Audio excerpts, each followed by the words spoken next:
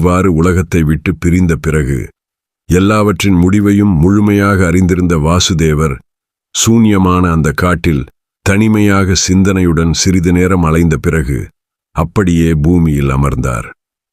அப்போது கிருஷ்ணர் முன்பு, காந்தாரி முன்பு தனக்கு கொடுத்த சாபத்தையும் எச்சில் பாயசத்தை வாயில் போட்டுக்கொண்ட போது துர்வாசர் சொன்னதையும் நினைத்தார்.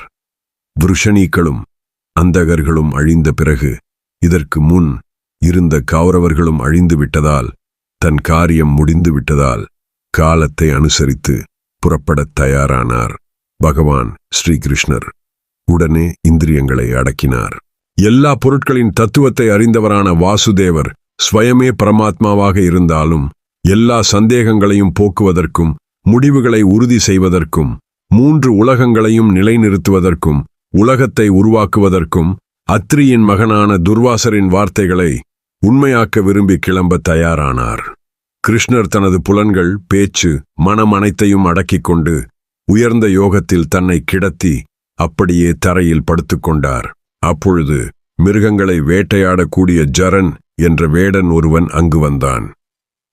தாமரை போன்ற பாதங்களை உடைய பகவானின் உள்ளங்காலை பார்த்த இந்த வேடன் ஏதோ பக்ஷி என்று நினைத்து ஸ்ரீகிருஷ்ணர் காலில் அம்பு எய்துவிட்டான்.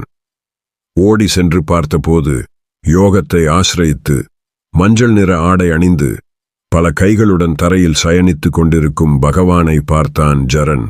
இப்படி பல கைகளோடு பகவானாக காட்சி தர ஜரன் தான் செய்த குற்றத்தை எண்ணி மனம் நடுங்கி அவருடைய 2 பாதங்களையும் தன் தலை மீது வைத்து கொண்டான்.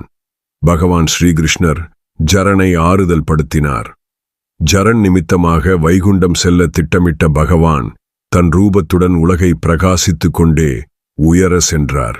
பகவான் மேல் உலகத்தை நோக்கி புறப்படுவதை கண்டதும் வாசவன் என்ற இந்திரனும், அஸ்வினி குமாரர்களும், 11 ருத்ரர்களும், 12 ஆதித்யர்களும், 8 வசுக்களும், விஸ்வேதேவர்களும், முனிகளும், சித்தர்களும், கந்தர்வர்களில் முதன்மையானவர்களும் அப்சரஸ்களுடன் அவரை எதிர்கொண்டு அழைக்க வந்தனர்.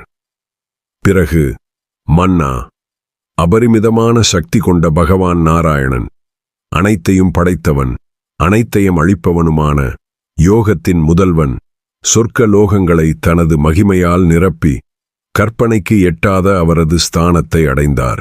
இப்படி பகவான் ஸ்ரீகிருஷ்ணர் தன் ஸ்தானத்தில் அமர்ந்த பிறகு தேவர்கள், தேவரிஷிகள், சாரணர்கள், கந்தர்வர்களில் முதன்மையானவர்கள் மற்றும் பல அழகான அப்சரஸ்கள் மற்றும் சித்தர்கள் மற்றும் சாத்தியர்களை அருகில் சென்று நமஸ்கரித்தனர். அனைவரும் பணிவுடன் குனிந்து அவரை வணங்கினர். ராஜன்